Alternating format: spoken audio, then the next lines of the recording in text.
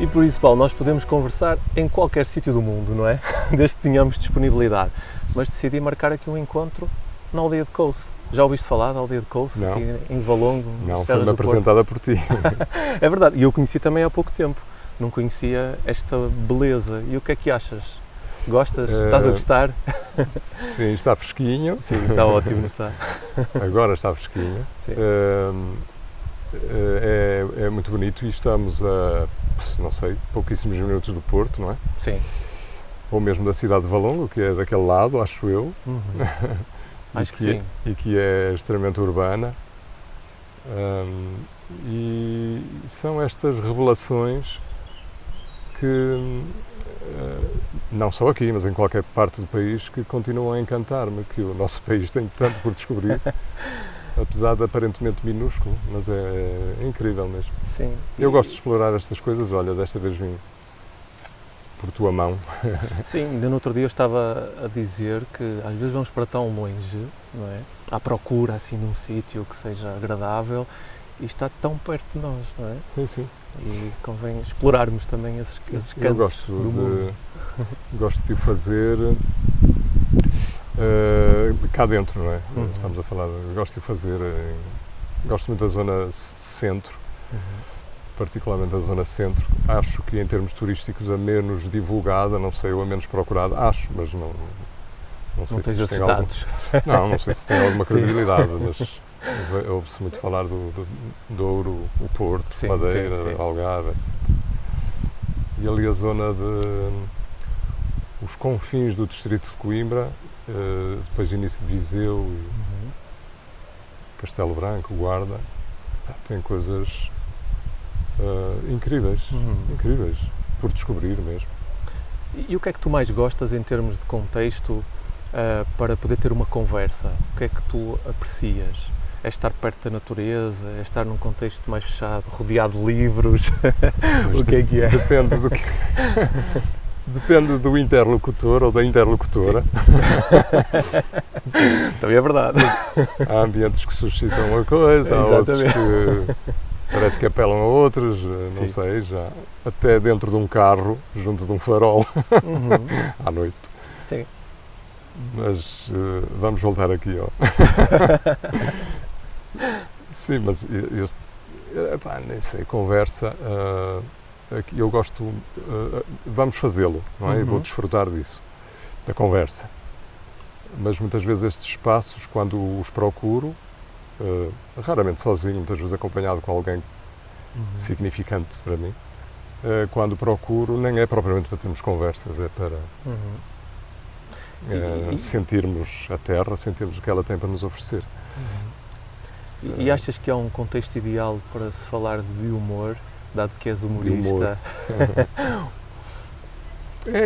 Isto é giro porque, ou não fossem os humoristas, profissionais ou amadores, mas de alguma forma habilitados pela natureza, pela sua própria natureza, em subverter, em converter, em dar segundas leituras, em pegar em temas às vezes amorfos, pouco significativos, outras vezes mais significativos.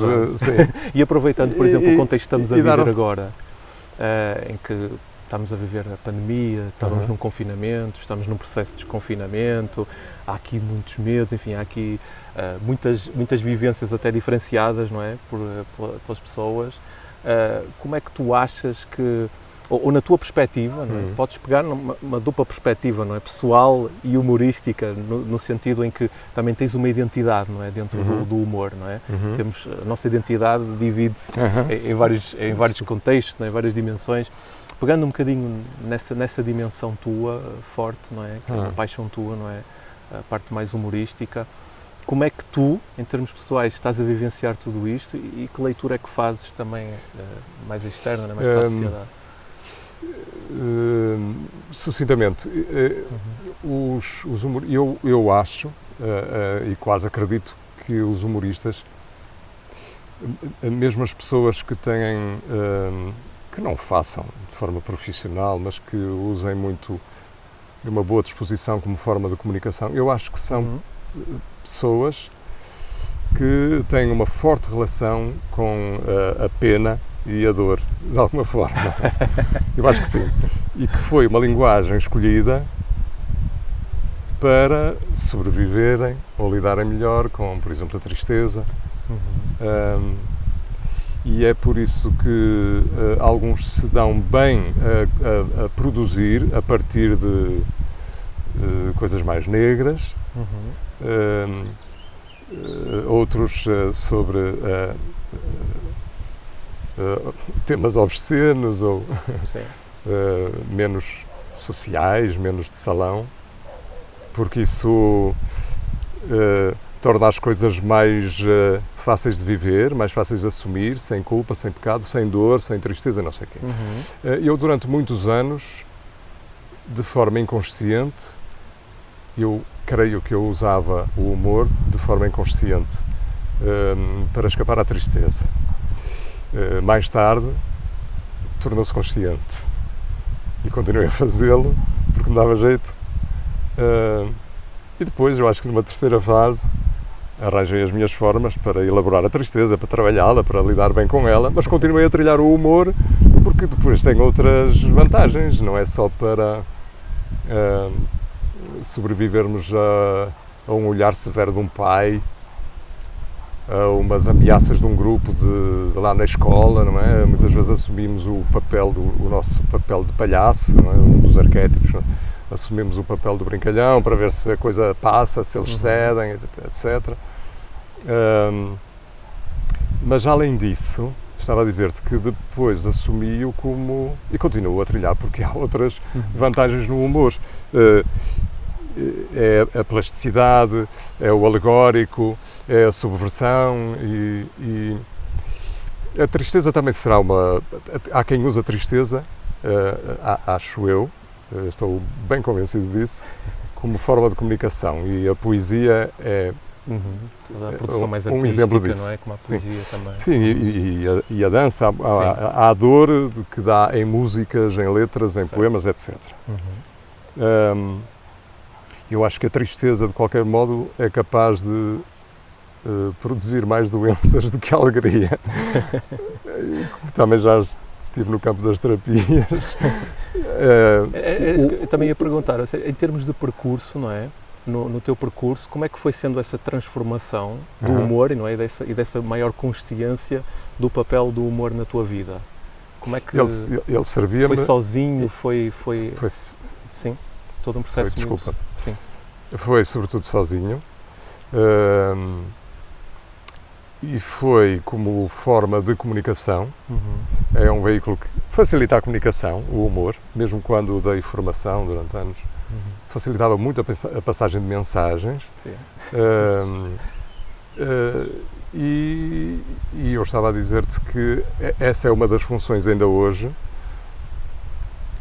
porque continua a ser terapêutico o humor, mesmo que as pessoas não devam fugir às suas dores, mas eu acho que, e levar agora aqui um bocadinho isto, eu acho que o amor cura tudo, o amor cura, até lá, até à cura, o humor vai servir de passar à frente. O humor é o caminho para chegar aqui ao amor mais pleno, é isso? Troca pensos, faz curativos, etc, até chegar ao amor. Pronto, e é uma das possibilidades. Sendo que depois no amor e nas relações de amor, o humor continua lá dentro, não é? E continua a ser aqui um condimento, um ingrediente essencial. Eu acho que é sedutor, é? O humor. Certo, não é?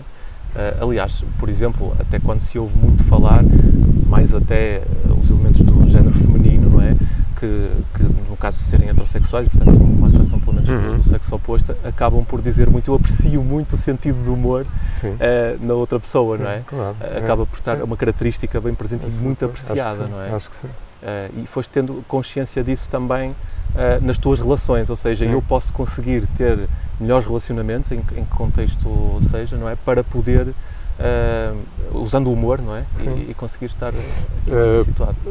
Até aí, até nesse campo, houve o lado inconsciente durante anos. Sim. Depois tomei consciência disso. Mas lá está, continuei a usá-lo. Sim. Sim, são veículos interessantes. Acaba por ser um processo, não é? Sim. Dependendo do humor, mas eu acho que revelam um lado criativo e de alguma forma, como é que eu ia dizer isto sem parecer arrogante, de alguma forma um lado mais inteligente do indivíduo que faz humor de forma espontânea. Mas não é exatamente, desculpa, só para rematar, não é exatamente o tipo que faz uma coletânea de anedotas e que depois as fixa, hoje vou sair, vou levar aqui 5 ou 6 no bolso, depois vou tirar no jantar ou com uma amiga que quero tornar mais próximo. Não é isso, é o espontâneo, é fazer humor um processo de memorização, não é? A partir mais de do que um processo criativo. Galheteiro. Sim. E a gente não preparou piadas sobre o galheteiro, mas chega ali, está um galheteiro e podem-se fazer piadas. Mas não peças agora nenhuma que não me ocorre. Não peço. Sobre galheteiros. Mas podias dizer. Mas pegando nesse lado do humor, há aqui um tópico que me inquieta um pouco que eu gostava de partilhar contigo. Eu nunca partilhei isto com ninguém, mas muitas vezes eu vejo, por exemplo, estou-me a lembrar de uma série que eu gostava imenso de ver, que era o Friends, não é? Sim, Friends, ainda dá, não é? E acontecia-me uma coisa, nessa série e noutras, e noutras peças humorísticas, que era eu não ter de me rir. E porquê é que eu te estou a dizer isto? Porque muitas vezes, quando ouves e vês entrevistas a humoristas, rir sonoramente, dizem, o meu objetivo é que as pessoas se riam, não é? Porque se não se rirem, eu vou sentir que estou a falhar, que a piada não funcionou ou qualquer coisa do género. Em palco mas muitas vezes, em palco pode ser mais assim, não é? Porque muitas vezes eu estou a sentir-me bem, não é? Estou a um grande bem-estar, uma grande satisfação, mas não estou propriamente a rir, não é? Sim. Nem externamente, nem internamente, estou ali numa zona confortável, uma zona apetecível. Isso acontece comigo, claro.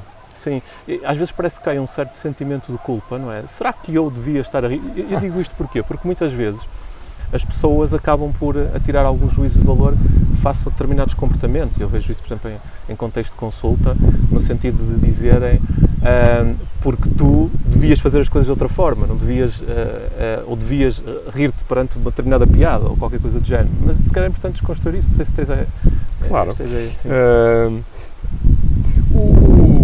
Mas eu acho que sou assim também. Eu, desde que me ria internamente, as coisas de humor, bem como outras, mas estamos a falar do humor, que me façam bem, que me façam sentir bem, que me tornem um bocadinho mais inteligente, que me façam gostar um bocadinho mais do momento, de mim, sei lá, que me acrescentem, são suficientes. Não tenho que... Eu acho que as pessoas riem-se mais em grupo. Se nós estivermos sozinhos na sala a ver ou a ler um livro, podemos sorrir ou ter só um prazer mais intelectual, mas rimos-nos interiormente. Se estivermos acompanhados, é capaz de ser já mais contagioso, como numa sala. Certo. Acho que o riso é contagioso, como o bocejo.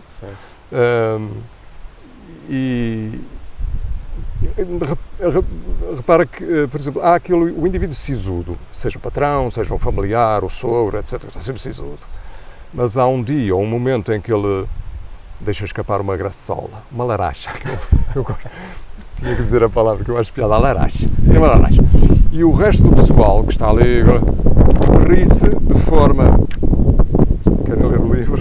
Eu acho que sim, eu acho que este vento já está a folhear. Está a pedir que tu fales um pouco sobre o teu livro. As pessoas riem-se porque descomprimem. O tipo deu uma piada.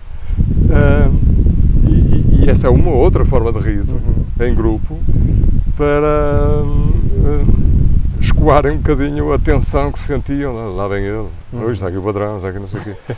Mas ele dá uma piada e todos riem, porque o riso é social, a gargalhada, estás a falar da gargalhada, não é? O riso sonoro e visível é social. Do resto, a ver Monty Python ou Fawlty Towers ou outros, mesmo portugueses, não tenho que me rir para ter prazer e para ficar um bocadinho maior no final do programa. Gostei dessa expressão, ficar um bocadinho maior. Acho que sim. E para ficares um bocadinho maior, também escreveste um livro, não foi? Para mostrar este é o último, sim, o mais recente. Sim, tem 2 anos, não? Maio, está a fazer 2 anos agora, em maio. E então, queres falar um bocadinho sobre o título é No Fim, o Herói Foge com a Rapariga, ou seja, o título não diz nada, mas é capaz de dizer alguma coisa. Temos de facto aqui umas pegadas dos noivos no bolo da noiva, já fora, portanto a imagem confirma o título. Ele fugiu com a rapariga. É preciso ler 400... Mas eu ia dizer isso. Estás a precipitar-te. É preciso lerem 400 e poucas páginas para ver se o herói faz mesmo com ela ou não. Peguei num tema, há já outros na calha, na calha, estou a construí-los aos poucos. A propósito deste, com temas diferentes, cenários diferentes ou contextos diferentes, peguei no Far West americano, mas quis acreditar que aquilo era tudo refeito, a história era refeita, e então os portugueses tinham lá estado também, não só na América no Brasil, essencialmente, mas também lá. Então, digamos que eles são bilíngues, ainda que seja muito mais português, convinha-me. Tal como eu digo, não sei onde, talvez aqui na sinopse, que como os italianos fizeram nos anos 60, 70, ainda 80, o Western Spaghetti, que eram filmes filmados com realizadores italianos e os atores eram americanos, depois alguns atores italianos eram dobrados, e eu quis criar o Western Sardinhada, que seria então aqui a honrar. Queres que eu leia um pouco? Sim, isso, uma passagem. Há aqui algumas personagens curiosas. Vou-te ler uma passagem de o início de um torneio de cartas de jogar, que se passa na cidade de Pacóvia. Os habitantes são todos pacóvios, claro. Há muitos mais por aí, mas ali eram todos pacóvios. E então há uma recepção aos 4 finalistas do torneio de cartas. Um deles é coreano, e vou-te ler a passagem do coreano, chamado What the Fuck. Está em coreano, como podes ver. Exatamente. Não sei se mostro para chegar. What the fuck. E então é recebido pelo xerife, que faz as honras da cidade, ele desce do hotel, o coreano, e pelo adjunto, que é o delegado. Era estranha, na altura, a socialização com chinocas, como eles chamavam, e eu chamo aqui, naturalmente, que é a linguagem que usavam na altura, não sabendo que também havia outras nacionalidades, o tipo até era coreano, e daí atrapalhada. O delegado diz em voz meio contida para o xerife: chefe, o que é aquilo? Um chinês? Está a ver ali um chinês? É permitido, eles não são proibidos de entrar nos nossos salões, e eram de facto os chineses. E o xerife partilha daquela angústia. Realmente, como é que o Ryan, que é o organizador do torneio, aceitou a inscrição deste indivíduo? Eu não confio muito em chinocas, mas agora com este temos de fazer um esforço. Então o xerife aproxima-se do What the fuck, estende-lhe a mão e saúda-o. Bom dia. Hana Yong, responde o oriental, sorrindo de orelha a orelha. Desculpe, diz o xerife, eu não falo chinês. Não, China. Coreia, devolve-lhe, levando uma mão ao peito. Coreia? Perguntou o xerife. Yes, Coreia. Oh diabo, isso é que é mau. Coreia é uma febre reumática, acho eu. A minha sogra morreu disso há uns 2 anos. E você veio para aqui jogar sabendo que tem Coreia? Yes, Coreia! Este tipo é doido, desabafa o xerife para o seu delegado. Vem para aqui com uma febre destas e ainda se põe a rir. Eu não digo que eles não são de confiança. E acrescenta então o delegado: eu acho que ele está a dizer exatamente o contrário ao chefe. Ele deve ter tido alguma febre, mas já lhe passou. Lembra-se que aqui há 2 meses eu próprio tive uma febre, mas coreia. E diz o asiático: yes, coreia! Está a ver? Coroa. Isto continua, mas não sei se o programa assim. Portanto, o nosso programa, o nosso encontro. Temos todo o tempo do mundo, não é? Para podermos falar. Mas está a dizer isso, pegando nisso que partilhaste, de alguma forma tu te encaixas num tipo de humor. Há vários tipos de humor, não é? Catalogas.